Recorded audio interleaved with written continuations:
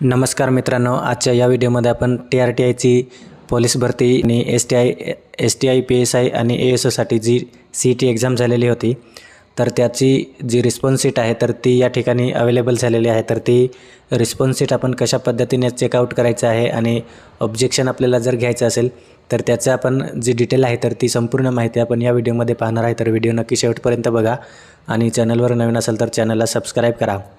तर मित्रांनो, पहिल्यांदा आपल्याला या ठिकाणी TRTIच्या ऑफिशियल वेबसाईटला व्हिजिट करायचं आहे।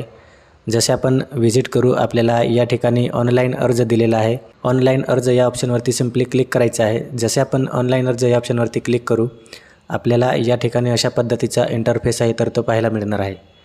तर आपल्याला या ठिकाणी ऑप्शन आहे click here to response sheet and challenge portal link.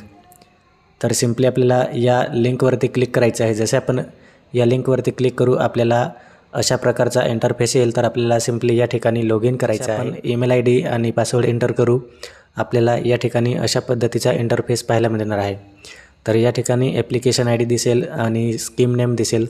Police भरतीचं ॲप्लिकेशन केलं असेल तर पोलीस भरतीचं आणि PSI STIसाठी केलं असेल तर त्यासाठी स्कीम नेम दिसेल। त्यानंतर स्टेटसमध्ये आपल्याला या ठिकाणी रिस्पॉन्स शीट आणि ॲड ऑब्जेक्शन दिलेलं आहे। तर सिम्पली आपल्याला रिस्पॉन्स शीट या ऑप्शनवरती क्लिक करायचं आहे। जसे आपण रिस्पॉन्स शीट या ऑप्शनवरती क्लिक करू, आपला जो रिस्पॉन्स शीट असेल तर तो त्या ठिकाणी आपल्याला डाउनलोड करायला भेटणार आहे। तर रिस्पॉन्स शीट आपण पाहू शकतो, आपला रोल नंबर पाहायला मिळणार, आपले नाव पाहायला मिळणार, त्यानंतर एक्झामिनेशन डेट आणि नाव त्या ठिकाणी पाहायला मिळणार आहे। सेक्शन दिलेलं आहे आणि आपल्याला जे क्वेश्चन दिलेले होते तर ते क्वेश्चन आणि जे ॲन्सर आहे तर ते संपूर्ण या ठिकाणी आपल्याला पाहायला मिळणार आहे। तर हे जी संपूर्ण रिस्पॉन्स शीट आहे तर ती आपण या ठिकाणी चेकआउट करायचं आहे।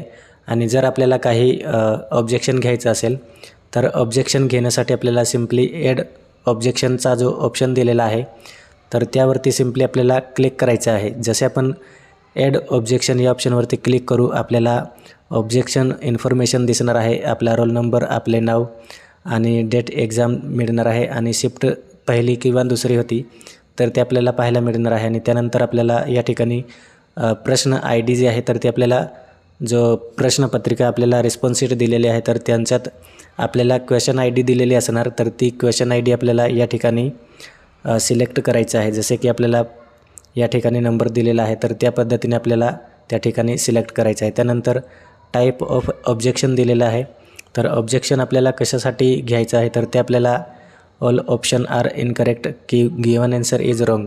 तर त्यांच्याप्रमाणे जर एखादा प्रश्न चुकला असेल तर आपण त्या पद्धतीने या ठिकाणी ऑप्शन टाईप आहे तर ते आपण त्या ठिकाणी सिलेक्ट करायचं आहे। त्यानंतर आपल्याला ऑप्शन ID वगैरे आहे, कमेंट आहे आणि त्यानंतर आपल्याला जो प्रश्न आहे आपल्याला त्या ठिकाणी पुरावा आहे तर तो अपलोड करायला लागणार आहे।